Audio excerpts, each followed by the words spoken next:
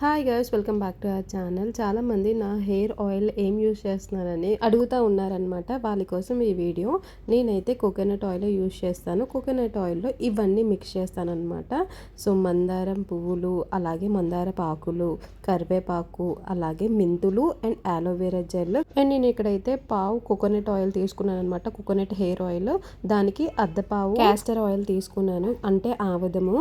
And ఇది castor oil ఏంటంటే hair బ్లాక్గా ఉంచడానికి బాగా యూజ్ అవుతుందన్నమాట. నేను ఇక్కడైతే గిన్నె పెట్టుకొని చాలా లోలో పెట్టుకున్నాను ఫ్లేమ్. అండ్ ఇక్కడైతే కోకోనట్ ఆయిల్ అయితే వేసేసాను. సో కోకోనట్ ఆయిల్ వేసేసిన తర్వాత ఆముదం కూడా వేసేస్తాం ఇందులోనే. సో ఇప్పుడు తీసుకున్న ఇంగ్రీడియంట్స్ అన్ని కూడా ఇందులోనే వేసేసి ఒక 5 minutes వరకు బాయిల్ చేయాలన్నమాట. అండ్ నేను ఈ హెయిర్ ఆయిల్ చాలా ఇయర్స్ నుంచి యూజ్ చేస్తున్నాను. అప్రాక్సిమేట్లీ 5 years నుంచి యూజ్ చేస్తున్నాను. నాకైతే మంచి రిజల్ట్స్ ఇచ్చాయి. అండ్ ఇది ప్రిపేర్ చేసుకోవడం కూడా చాలా ఈజీ. ఒకసారి ప్రిపేర్ చేసుకుంటే 3 months or 4 months డెఫినెట్గా వచ్చేస్తుంది అనమాట మనకి. And one more important thing, మనం ఎన్ని హెయిర్ ఆయిల్స్ యూజ్ చేసినా సరే మనం ప్రాపర్ డైట్ అంటూ లేకపోతే మాత్రం హెయిర్ ఫాల్ అనేది డెఫినెట్గా ఉంటుంది. Try to add some good food in a diet like curry leaves powder. రోజుకి ఇది ఒక్క ముద్ద తిన్నా బాగుంటుంది. లైక్ హెయిర్ గ్రోత్ని ఇంక్రీజ్ చేయడమే కాదు, మన బాడీలో ఉన్న ఇన్ఫ్లమేటరీ సెల్స్ ఏవైతే ఉంటాయో, అంటే హీట్ ప్రొడ్యూస్ చేసే సెల్స్ ఏవి ఉంటాయో అవన్నీ కిల్ చేస్తాయి అనమాట కర్రీ లీవ్స్ పౌడర్. అలాగే యాక్నేని కూడా తగ్గిస్తూ ఉంటుంది కర్రీ లీవ్స్ పౌడర్. అండ్ నేను ఇక్కడ తీసుకున్న ఇంగ్రీడియంట్స్ అన్ని ఇందులో అయితే యాడ్ చేసేసాను. You can also add onion. నాకు ఆనియన్ అయితే అస్సలు ఇష్టం ఉండదు, ఎందుకంటే దాని స్మెల్ డేస్ పాస్ అవుతున్న కొలది ఇంకా ఎక్కువ ఆడ్గా వస్తుంది అనమాట. సో అందుకే స్మెల్ అయితే అస్సలు నచ్చదని నేనైతే యాడ్ చేసుకోవట్లేదు. You can add if you want. And మీకు ఆల్రెడీ తెలిసే ఉంటుంది ఇక్కడ యూజ్ చేసిన ఇంగ్రీడియంట్స్ ప్రతిదాన్ని యూజెస్. అండ్ మెంతులు మనకి వేడి తగ్గిస్తుంది, అలోవెరా జెల్ సిల్కీగా చేస్తుంది, స్మూత్ అండ్ సిల్కీగా. అండ్ కర్రీ లీవ్స్ అలాగే రూట్స్ గ్రోత్ అవ్వడానికి యూజ్ అవుతాయి. అండ్ మందారం కూడా సేమ్ అలాగే యూజ్ అవుతుంది.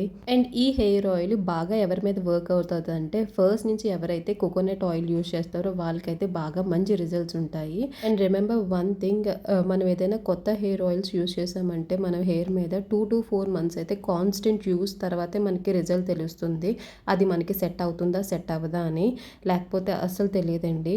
ఒక 4 months అయినా మనం డెఫినెట్గా యూజ్ చేస్తేనే కానీ దాని యొక్క పర్ఫెక్ట్ రిజల్ట్ మన మీద ఏంటనేది తెలియదు. సో ఇక్కడ నేనైతే 5 minutes అయిపోయింది, ఆపేసాను అనమాట. మనం ఇక్కడ ఆముదం వేయడం వల్ల, క్యాస్టర్ ఆయిల్ వేయడం వల్ల ఇక్కడ ఇలా పొంగినట్టు అనిపిస్తుంది. సో ఇదంతా బాగా కూల్ డౌన్ అవ్వాలి. అండ్ క్యాస్టర్ ఆయిల్ చాలామందికి ఇష్టం ఉండకపోవచ్చు, జిడ్డుగా ఉంటుందని. బట్ మనం ఇక్కడ బాయిల్ చేసాం కాబట్టి అసలు జిడ్డుగా ఉండదండి, నార్మల్ ఆయిల్ లానే ఉంటుంది. అండ్ ఆ స్మెల్ కూడా చాలామందికి పడకపోవచ్చు, బట్ కోకోనట్ ఆయిల్తో మిక్స్ చేసాం కాబట్టి బట్ బాగానే ఉంటుంది. And one more important thing, మనం ఆయిల్ రాసుకొని బయటన ఎక్కువ తిరగకూడదు అనమాట. లైక్ ఎక్కువ డస్టీ ఏరియాస్లో తిరిగామంటే హెయిర్కి ఆ డస్ట్ అనేది పట్టేస్తుంది. సో అందుకే మన పెద్దవాళ్ళు కూడా పడుకునే ముందు లైక్ ఈవినింగ్ పూట రాసుకొని ఓవర్ నైట్ ఉంచుకొని హెడ్ బాత్ చేయమంటారు. And every one suggest that only. ఇది బాగా కూల్ అయిపోయిన తర్వాత స్టెయిన్ చేసేస్తానమాట, వడకట్టుకునే దాంట్లోకి మళ్ళీ ఒక పావు ఆల్మండ్ ఆయిల్, అలాగే 1 capsule of vitamin E add చేస్తాను.